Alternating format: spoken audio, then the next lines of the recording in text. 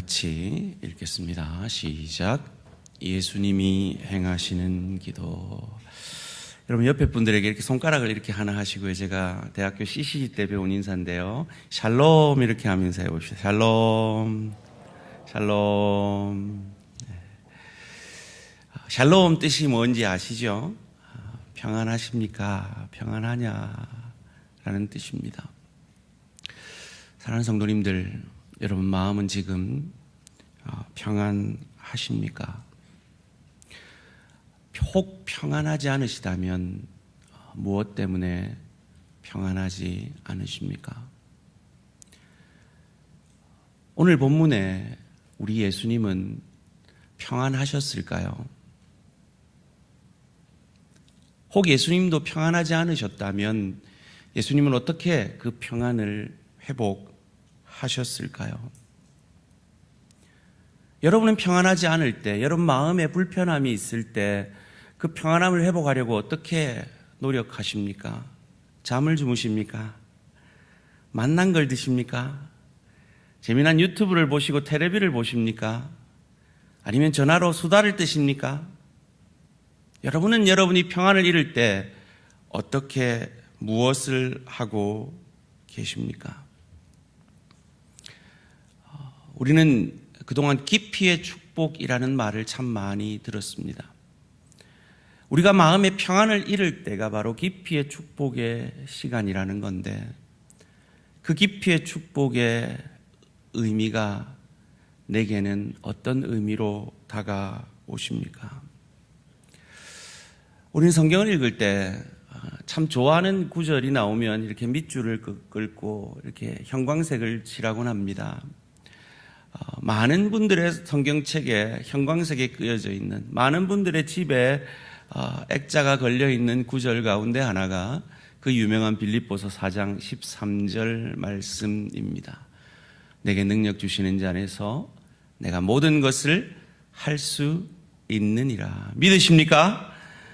어떻게 믿으십니까? 어떤 의미로 믿으십니까? 내게 능력 주시는 자 안에서, 예수 안에서 내가 슈퍼맨이 된다 라고 믿으십니까? 그렇다면 그것은 여러분이 잘못 믿으시는 겁니다.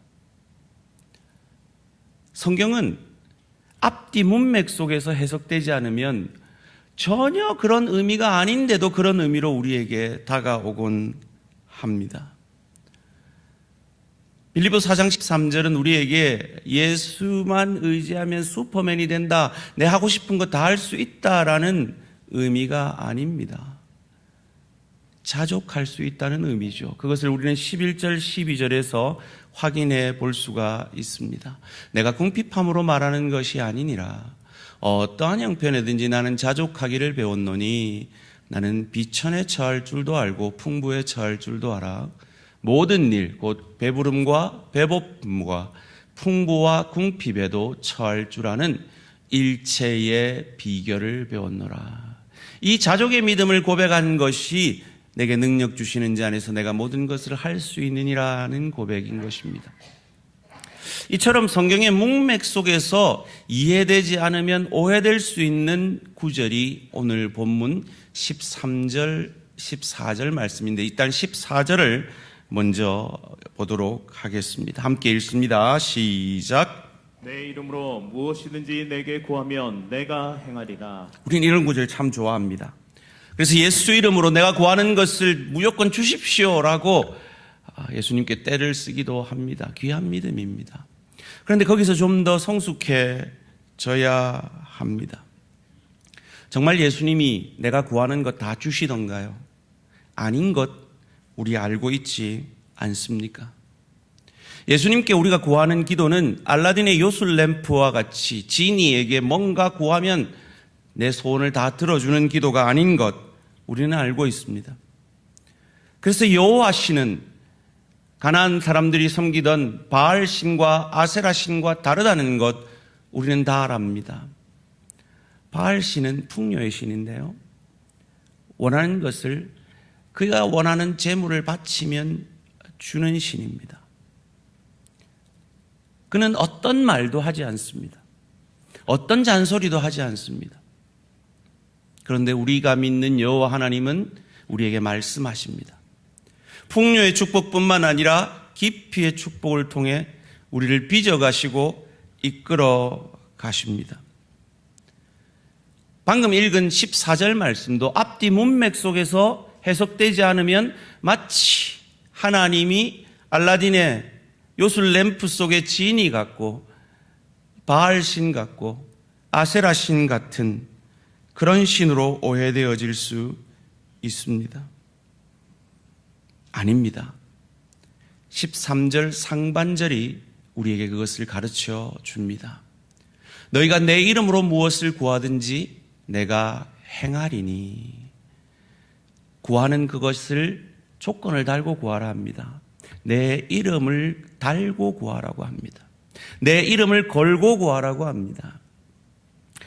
우리 탑마트에 저희 주위가 장을 보러 갔는데 돈이 없는 거예요. 그래서 아줌마, 저희 아빠가요 요 앞에 대한교회 담임 목사거든요. 아빠 이름 걸고 너무 급해서 그런데 참이슬 하나만 가져갈게요. 할 수 있습니까? 없습니까? 야, 이 참이슬을 못 알아듣는 성도님들은 축복이 있을지어다. 못한단 말이에요.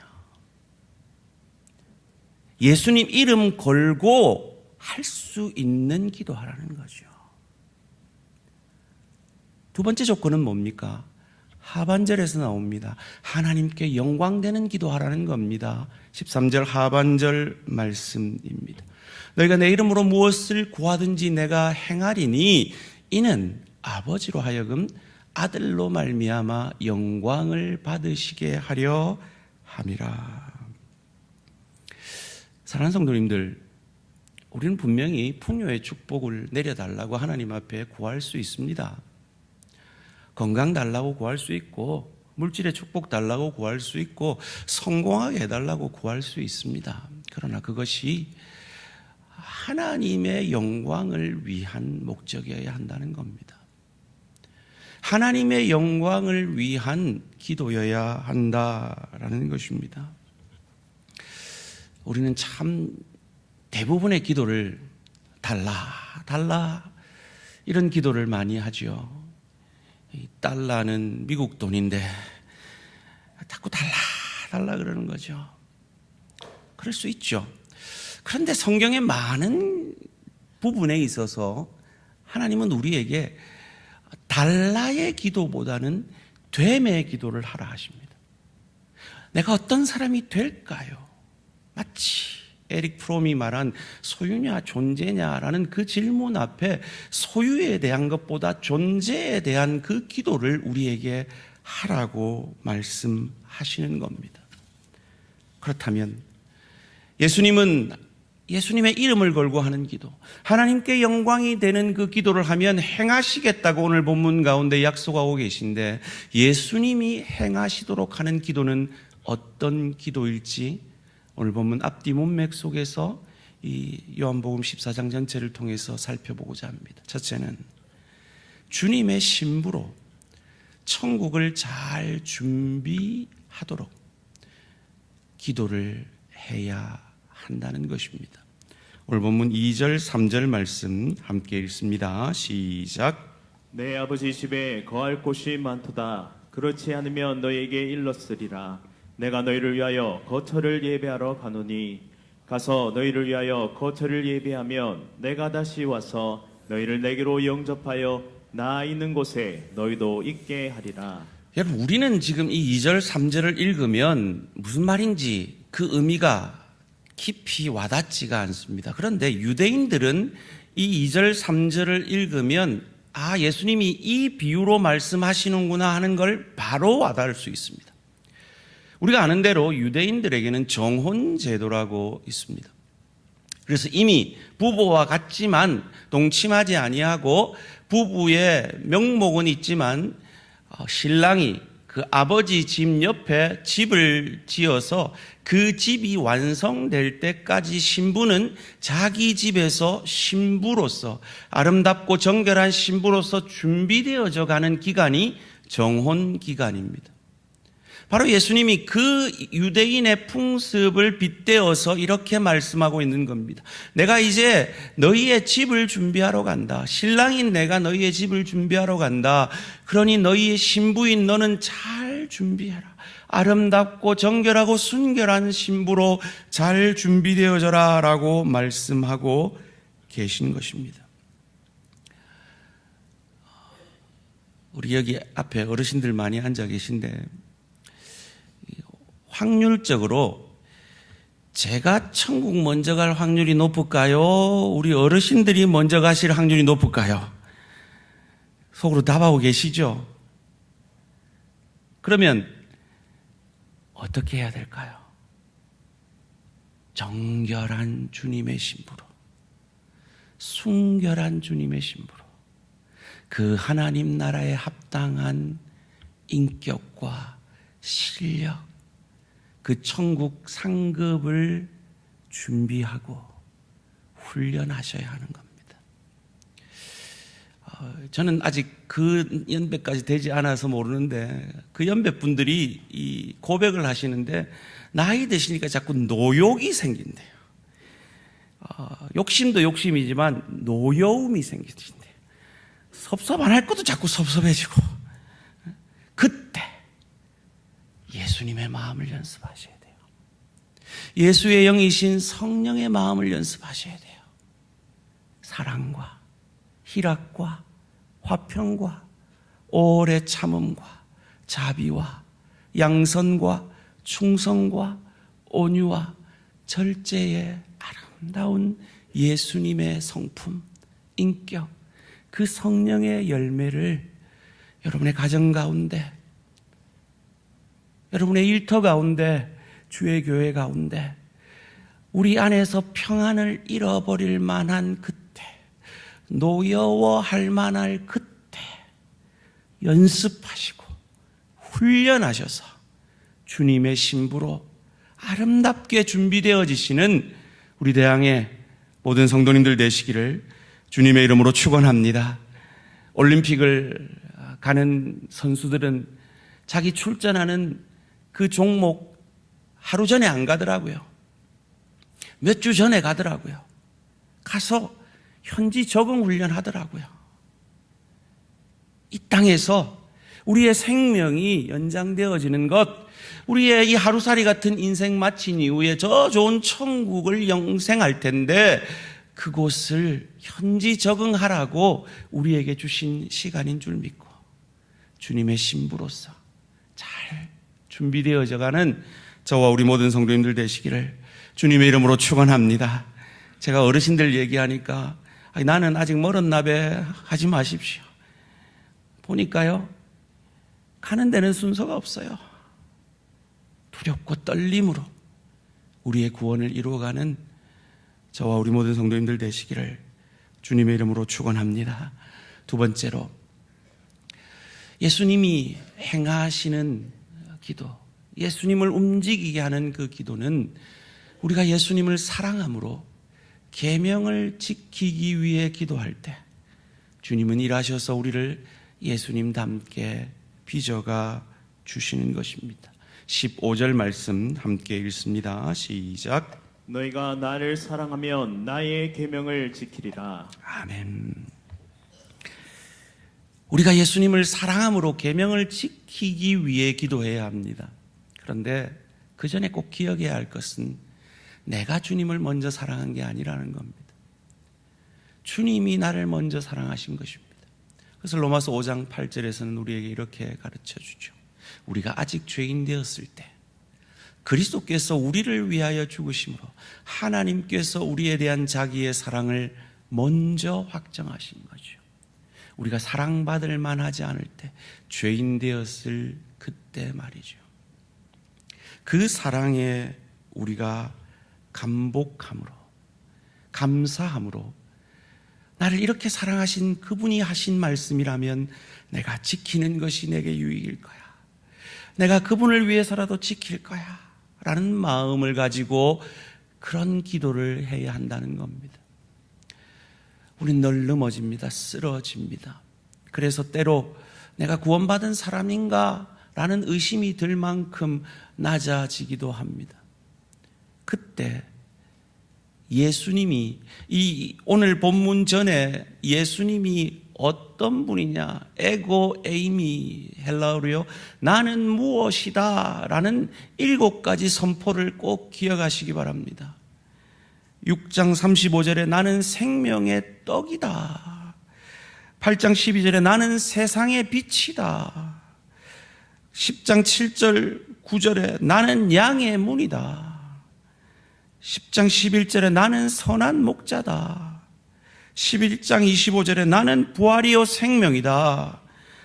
14장 6절에 나는 길이요 진리요 생명이다. 그리고 우리가 곧 묵상하게 될 15장 1절 5절에 나는 참 포도나무다. 이 나는 무엇이다, 에고 에이미, 이 선포에 공통점이 하나 있습니다. 구원에 나에게 어떤 조건도 없다는 겁니다. 오로지 그분이 생명의 떡이고 빛이시고 세상의 빛이시고 양의 문이시고 선한 목자시고 부활이요 생명이시고 그분이 유일한 길이요 진리요 생명이시고 그분이 참 포도나무이시기에 그분께 붙어 있는 그 믿음으로 말미암아 전적 은혜로 우리는 구원함을 받게 되어지는 것입니다.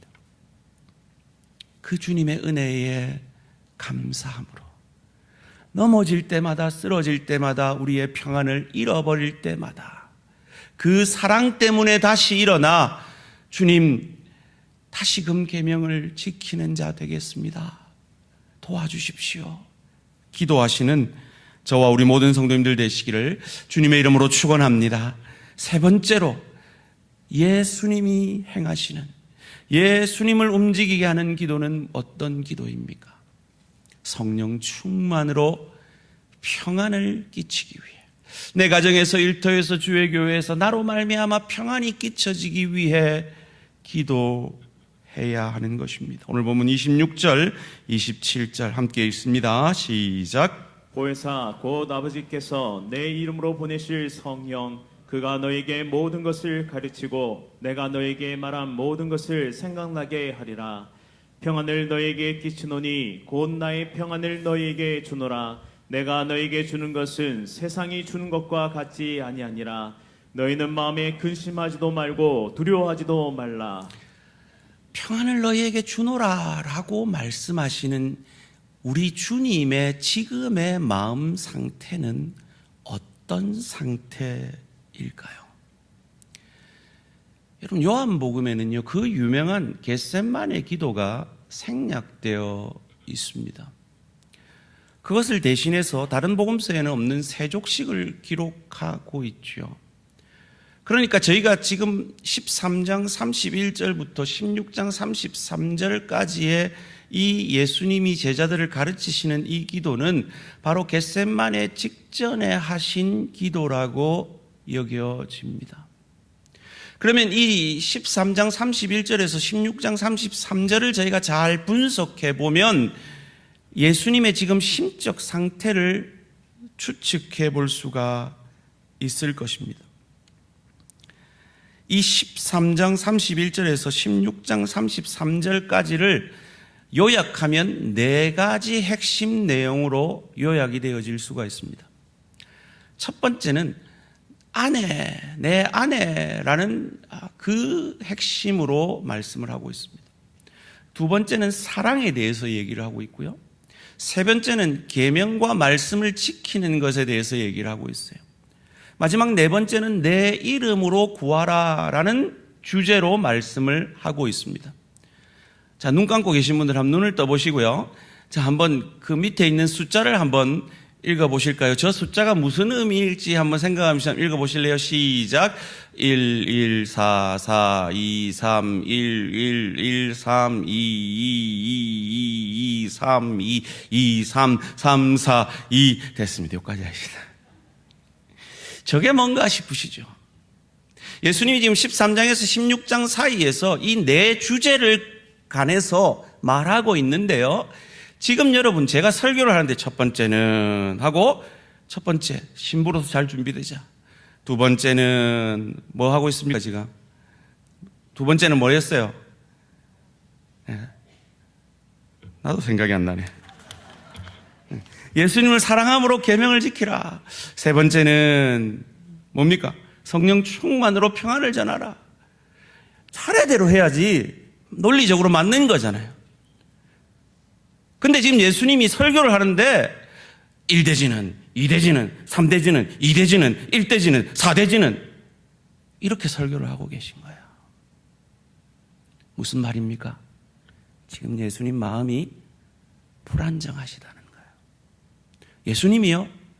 여러분, 예수님은 완전한 인간이십니다. 저와 여러분과 똑같은 싫은 소리 들으면 감정 상하고, 죽음 앞두고 있으면 불안해지고, 고통당할 것 같으면 겁이 나는 완전한 인간이십니다.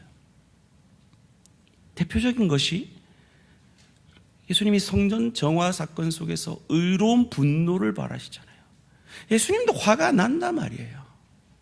그와 마찬가지로 이 십자가를 앞두고 있는 이 예수님의 심정이 너무 불안정한 거예요. 그러니까 1대지 했다가 4대지 했다가 3대지 했다가 2대지 했다가 1대지 갔다가 이러고 계신 거예요. 그런데 어떻게 예수님이 우리한테 평안을 너희에게 주노니 이런 말씀을 하실 수 있느냐 말이에요. 그 예수님의 불안정한 심정이 바로 이 요한복음 13장에서 16장 다음에 일어나게 되는 겟셋마네 기도 가운데서도 고스란히 잘 드러나죠. 마가복음 14장 33절에 36절 말씀 함께 읽습니다. 시작. 베드로와 야고보와 요한을 데리고 가시되 심히 놀라시며 슬퍼하사 말씀하시되 내 마음이 심히 고민하여 죽게 되었으니 너희는 여기 머물러 깨어 있으라 하시고 조금 나아가사 땅에 엎드려 될 수 있는 대로 이때가 자기에게서 지나가기를 구하여 이르시되 아빠 아버지여 아버지께는 모든 것이 가능하오니 이 산을 내게서 옮기시옵소서. 그러나 나의 원대로 마시옵고 아버지의 원대로 하옵소서 하시고 33장을 한번 띄워주시고요. 놀라시며 슬퍼하사 34장에는요 34절에는 심히 고민하여 완전한 인간이신 예수님의 그 마음 상태를 이렇게 설명하고 있는 거예요. 이 13절에 심히 놀라시며 슬퍼하사 이걸 세번역에서는요 심히 두려워하며 괴로워하셨다라고 번역하고 있어요. 이 엑삼베오라는 단어인데요 두려워한다는 거예요. 예수님이 지금 두려워하신다는 거예요. 여러분, 예수님이 두려워한다는 건 완전한 인간으로서의 말이에요. 예수님은 두려움이 없는 분이 아니세요. 우리처럼 말이죠. 그런데 그 두려움을 이겨내신 분이세요. 예수님이 두려움을 극복할 필요가 없다면 어떤 교훈도 우리에게 줄 수 없어요. 우린 예수님을 통해 배울 게 없어요. 예수님이니까 당연히 저렇게 하시지라고 밖에 할 수 없어요. 그런데 예수님이 두려워하신다면 그 마음의 평안을 잃어버릴 수 있다라고 한다면 우리에게 교훈하시는 게 있는 거죠. 우리가 예수님을 닮아갈 수 있는 것입니다. 예수님은 지금 불안정하십니다. 그런데 어떻게 평안을 너희에게 주노니라고 그 불안정한 심령 속에서 말씀하실 수가 있습니까? 예수님은 아시는 거예요. 곧 내가 겟셋마네 기도를 할 텐데 그 기도를 통해 나는 이 잃어버리고 있는 평안을 회복할 수 있다라고 확신하시는 거예요. 그래서 너희도 내가 회복할 이 평안을 너희도 회복하여 복된 삶을 살아라 라고 우리에게 말씀해 주시는 겁니다. 어떻게 확신할 수 있었을까요? 예수님은 3년 공생의 사역 가운데 늘 새벽 미명에 기도하심으로 그 마음의 평안을 잃어버릴 수많은 상황 속에서 다시금 그 마음의 평안을 회복했던 경험이 있으셨기에 그가 다시 평안을 회복할 것 아시고 제자들도 기도함으로 그 평안을 회복하여 주의 길을 가기를 원하여 이 말씀을 해 주시는 것입니다. 기도해 본 사람은 이 말이 무슨 말인지 압니다. 저도요, 저는 참 평안한 사람입니다. 여러분, 배 나온 거 보면 아시잖아요. 배는 아무나 나오는 게 아닙니다. 이게 평안해야 나오는 겁니다. 그런데 저도 많은 경우에 평안을 잃어본 경험이 있습니다. 그런데 그 잃어버린 평안을 저자리 새벽의 기도의 가운데 하나님 앞에 회개하며 하나님 앞에 더 제자로, 더 주님의 사람으로 빚어져 가기 위해서, 주님의 거룩한 신부로 빚어져 가기 위해서 기도하며 그 평안을 회복해 받고, 주님을 더 사랑함으로 주의 계명을 지키려고 몸부림치면서 그 평안을 회복해 받고, 성령 충만함으로 나를 통해 우리 성도님들에게, 내 가족에게, 내 동료에게 그 평안이 흘러가기를 위해 기도하면서 그 평안을 회복해 보았습니다. 바로 예수님이 그 경험 속에서 그게 얼마나 좋은지 알아? 너도 그 경험 해봐 라고 우리에게 말씀해 주고 계신 겁니다. 저도 감히 여러분께 말씀드립니다. 여러분, 그 평안이 얼마나 좋은지 아십니까? 혹 평안을 잃어버리는 상황 속에 여러분 지금 계시다면 그것을 사람에게서 찾으려 하지 말고, 잠시 잊어버리는 세상의 즐거움에서 찾으려 하지 말고, 주님과의 깊은 기도 가운데 잃어버린 그 평안을 회복하시는 저와 우리 모든 성도님들 되시기를 주님의 이름으로 축원합니다. 세 가지를 말씀을 드렸습니다. 예수님이 행하시는 기도, 예수님이 움직이시는 기도. 첫 번째는 주의 신부로 천국을 잘 준비해야 한다 그랬습니다. 그래서 나눠드린 설교 요약 5번 문제 가운데 이렇게 문제를 내었죠. 내가 하는 기도 가운데 예수님을 사랑하고 예수님의 계명을 지키려는 기도는 무엇입니까? 여러분, 달라 미국 돈만 얘기하지 마시고 내가 정말 주님을 사랑해서 예수님의 계명을 어떻게 지킬까요? 어떤 기도를 하고 계십니까? 네 번째로는 내가 하는 기도 가운데 주님의 신부로서 영생을 보내게 될 천국을 잘 준비하는 기도는 무엇입니까? 주의 신부로 여러분 어떻게 준비되어져 갈게요? 내가 주의 신부됨, 그 됨에 대해서 어떤 기도를 하고 계십니까? 우리가 영생을 보내게 될 그 천국을 누리고 즐길 수 있는 실력과 인격으로 천국의 주인인 예수님의 인격을 닮아가기 위해 기도해야 할 줄 믿습니다. 여섯 번째로, 내가 하는 기도 가운데 성령 충만함으로 평안을 끼치기 위해 내 가족 가운데, 내 일터 가운데, 주의 교회 가운데 내가 평안이 되지 못하고 있다면 회개하고 내가 평안이 되도록 하는 기도는 무엇입니까? 우리가 구해야 할 기도가 무엇일까요? 이 당부를 하시는 주님의 지금 상황은 어떤 상황이었습니까? 우리가 성령 충만할 때 가정과 일터와 교회에서 평안을 전할 수 있게 됩니다. 겟세마네 동산에서 기도 전에 인간 예수님은 심적으로 아주 불안정하셨음을 우리는 보았습니다. 그럼에도 평생의 기도 가운데 경험했던 그 평안을 확신하며 우리에게도 그 평안을 누릴 수 있는 성령 충만을 사모함으로 기도하라고 말씀하고 계신 것입니다. 사랑하는 성도님들, 여러분에게 깊이의 축복의 믿음의 의미는 무엇입니까? 여러분이 깊이의 축복을 받고 있는 그 증거는 여러분 안에 평안이 사라지는 순간일 것입니다. 그때가 저주가 아니라, 그때가 불행이 아니라 내가 더 깊어질 수 있는, 내가 더 예수 닮아갈 수 있는 기도의 시간인 것 기억하시고 주님의 신부로 더 잘 준비되어져 가기 위해서 주님을 더 사랑함으로 계명을 지키기 위해서 성령 충만함으로 나 때문에 내 남편이, 내 아내가, 내 부모가, 내 자녀가, 내 동료가, 내 지체가 평안을 누릴 수 있도록 하기 위해서 기도하는 저와 우리 모든 성도님들 되시기를 주님의 이름으로 축원합니다. 최근에 제가 한 성도의 간증을 들었습니다. 그 마음에 하나님이 기도하라는 마음을 주셔서 새벽에 기도를 하러 오셨대요. 그런데 자기 자신을 위한 기도는 안 나오고 불쌍한 이 담임 목사를 위해서 기도가 계속 나오더래요. 그리고 우리 성도들을 위한 기도가 계속 나오더래요. 하루 이틀을 하신 게 아닙니다. 지금까지도 하고 계십니다. 그런데 놀랍게도 그 마음에 잃어버렸던 평안을 회복하더라라는 간증을 하시더라고요.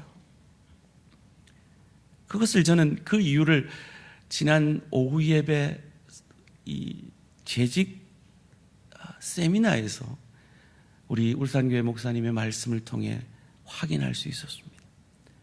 시편 62편 8절 말씀 함께 읽습니다. 시작. 백성들아 시시로 그를 의지하고 그의 앞에 마음을 두어라. 하나님은 우리의 피난처시로다. 계속 띄워주시고요. 시시로. 왜 시시로입니까? 평안을 우리는 늘 잃어버리거든요. 지금 예수님이 평안을 잃어버리듯이 주변 환경 통해서 늘 평안을 잃어버리거든요. 그러니까 시시로 주님을 의지하는 거죠. 그리고 다윗처럼 그 시편의 수많은 시편 말씀처럼 우리의 그 마음을 토해내는 거예요. 사람에게 토해내는 것이 아니라 하나님 앞에 토해내는 거예요. 그때 우리는 평안을 회복하게 되고 그 하나님이 우리의 피난처가 되어 주시는 것입니다. 우리가 신부로 잘 준비되어져 가며 사랑함으로 계명을 지키며 성령 충만함으로 평안을 전한 이 기도를 할 수 있는 이유는 우리가 이미 은혜를 받아 하나님의 자녀 되었기 때문입니다. 그리고 이 자녀된 하나님의 사람들에게 주시는 특권이 오늘 본문 12절에 나옵니다. 함께 읽습니다. 시작. 내가 진실로 진실로 너희에게 이르노니 나를 믿는 자는 내가 하는 일을 그도 할 것이요 또한 그보다 큰 일도 하리니 이는 내가 아버지께로 감이라. 그대로 띄워주시고요. 나를 믿는 자는, 여기서 원문에 보니까 피스튜어라고 되어 있어요. 신실하다라고 되어 있어요.